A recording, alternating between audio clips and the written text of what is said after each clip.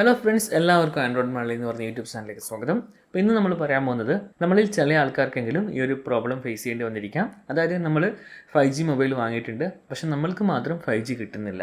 Okay, അപ്പോൾ ഇത് എന്തുകൊണ്ടെന്ന് വെച്ച് കഴിഞ്ഞാൽ നിങ്ങൾക്കറിയാം കുറേ 5G ബാൻഡ്സ് ഉണ്ട്. അപ്പോൾ ആദ്യമായിട്ട് ഇറങ്ങിയവരൊക്കെ നമ്മൾ ഒന്നോ രണ്ടോ ബാൻഡ് മാത്രം കൊടുത്തിട്ടാണ് ഇറക്കിയത്. അപ്പോൾ ആ ഒരു ബാൻഡ് ചിലപ്പം ഇന്ത്യയിൽ സപ്പോർട്ട് ഇല്ലായിരിക്കാം. അതുകൊണ്ടായിരിക്കും നമ്മളെ ഫോണിന് റേഞ്ച് കിട്ടാത്തത്. അതായത് നമ്മുടെ വീട്ടിൽ 5G ഫോണിൽ മറ്റ് ഫോണുകളിൽ റേഞ്ച് ലഭിക്കുമ്പോൾ നമ്മൾ വാങ്ങിയിട്ടുള്ള ഫോണിൽ മാത്രം റേഞ്ച് ലഭിക്കുന്നെങ്കിൽ നോർമലായിട്ടുള്ള ഒരു ഇഷ്യൂ എന്താണെന്ന് വെച്ച് കഴിഞ്ഞാൽ ഇത് തന്നെയാണ്. അതായത് അതിന് 5G ലഭിക്കുന്നില്ല. ഇത് ഇപ്പോൾ ഇറങ്ങുന്ന സ്മാർട്ട് ഫോണിനെ കുറിച്ചിട്ടല്ല.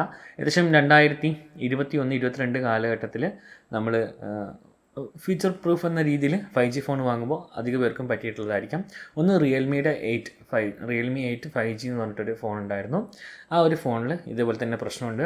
സോഫ്റ്റ്വെയർ അപ്ഡേറ്റ് ചെയ്തിട്ടും ഇത് കിട്ടുന്നില്ല. ചില ഫോണുകളൊക്കെ ഓൾറെഡി ചിലപ്പം അവരെന്ത് ചെയ്യും, ഈ 5G ബാൻഡ് സോഫ്റ്റ്വെയർ മുഖേന താൽക്കാലികമായിട്ട് നിർത്തിയിട്ടുണ്ടായിരിക്കാം. അതായത് എല്ലായിടത്തും 5G ഒന്നും ഇല്ലാത്തതുകൊണ്ട് ആവശ്യമാണെങ്കിൽ ഭാവിയിൽ സോഫ്റ്റ്വെയർ അപ്ഡേറ്റ്സിലൂടെ ഫിക്സ് ചെയ്യാമെന്നുള്ള നിരക്കിൽ ചില ആൾക്കാർ ചെയ്യാറുണ്ട്. സാംസങ് പോലെ ചില കമ്പനികൾ അങ്ങനെ ചെയ്യാറുണ്ട്. പക്ഷേ ഞാനും സാംസങ്ങിൻ്റെ ഒരു ഫോൺ വാങ്ങിയിട്ടുണ്ടായിരുന്നു, A22 5G എന്ന് പറയുന്നത്. അപ്പോൾ ആ ഒരു ഫോണിലും എന്തുണ്ട്, ഈ പറഞ്ഞൊരു ഇഷ്യൂ ഉണ്ട്. അതായത് 5G ഫോണാണെങ്കിൽ പോലും നമ്മൾക്ക് 5G ലഭിക്കുന്നില്ല.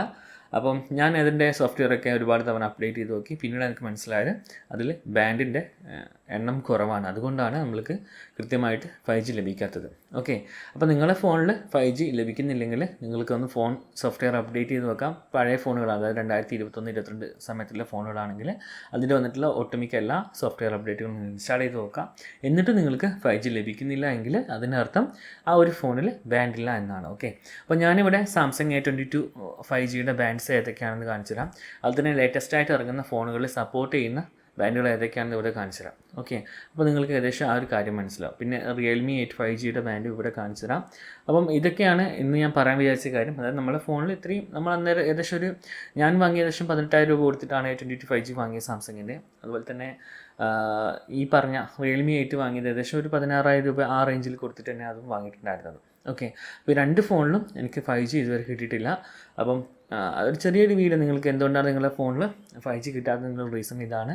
അതായത് ബാൻഡ് കുറവാണെങ്കിൽ അല്ലെങ്കിൽ അതിൽ സപ്പോർട്ട് ചെയ്യുന്ന ബാൻഡുകൾ കുറവാണെങ്കിലാണ് ഈ ഒരു ഇഷ്യൂ നോർമലായിട്ടുണ്ടാകുക. അതുപോലെ തന്നെ നിങ്ങൾക്ക് അധിക പേർക്കും ഫേസ് ചെയ്ത കാര്യമായിരിക്കും. ഒരേ വീട്ടിൽ ഒരേ സ്ഥലത്ത് എന്താ പറയുക, രണ്ട് ഫോണുകളിലും 4G സപ്പോർട്ട് ചെയ്യുന്ന ഫോണുകളിലും വ്യത്യസ്ത സ്പീഡാവാൻ കാരണം അതിന് പ്രധാനപ്പെട്ട കാര്യം ഒന്നാമത് ഈ ബാൻഡ് തന്നെയാണ്.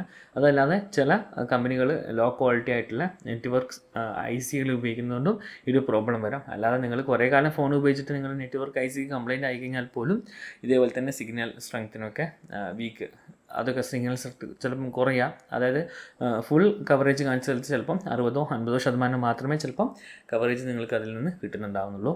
അപ്പം ഇത്രയും കാര്യങ്ങളൊക്കെ നിങ്ങൾ ശ്രദ്ധിക്കുക. ഇതാണ് നിങ്ങളുടെ നെറ്റ്വർക്കുമായി ബന്ധപ്പെട്ടിട്ടുള്ള ചില അറിയാത്ത കാര്യങ്ങൾ നിങ്ങൾക്ക്. ഓക്കെ, എല്ലാവർക്കും അറിയാത്തതെന്നല്ല, ചില ആൾക്കെങ്കിലും അറിയാത്ത കാര്യങ്ങൾ. അതിപ്പോൾ നമ്മളധികം വീഡിയോ ചെയ്യുന്നത് ചിലപ്പോൾ എന്തായാലും കമൻറ്റ് വരും, ഇതൊക്കെ എല്ലാവർക്കും അറിയാം. അപ്പം ഞാനിത് വീഡിയോ ചെയ്യുന്നത് നിങ്ങൾക്ക് അറിയാത്തവർക്ക് അറിയുന്നതിന് വേണ്ടിയിട്ടാണ്. ഓക്കെ, അപ്പോൾ അറിയുന്നവരെ കുറിച്ചിട്ട് നമുക്കൊന്നും പറയാനില്ല. ഞങ്ങൾക്ക് എന്തെങ്കിലും തെറ്റ് അല്ലെങ്കിൽ ഞങ്ങൾ എന്തെങ്കിലും യൂട്യൂബേഴ്സ് എന്തെങ്കിലും തെറ്റ് പറയുന്നുണ്ടെങ്കിൽ അത് നിങ്ങൾ തിരുത്താനുള്ള ബാധ്യത നിങ്ങൾക്കുണ്ട്. തീർച്ചയായിട്ടും അത് പറയാം. അപ്പോൾ നമ്മൾക്ക് മനസ്സിലാവും, കാണുന്നവർക്കും മനസ്സിലാവും. ഓക്കെ, അപ്പോൾ നിങ്ങളുടെ അഭിപ്രായങ്ങളൊക്കെ താഴെ കമൻറ്റ് ബോക്സിൽ കമൻറ്റ് ചെയ്യുക. അപ്പോൾ എല്ലാവർക്കും വീഡിയോ ഇഷ്ടമായി വിശ്വസിക്കുന്നു. വീഡിയോ ഇഷ്ടമായി ലൈക്ക് ചെയ്യുക.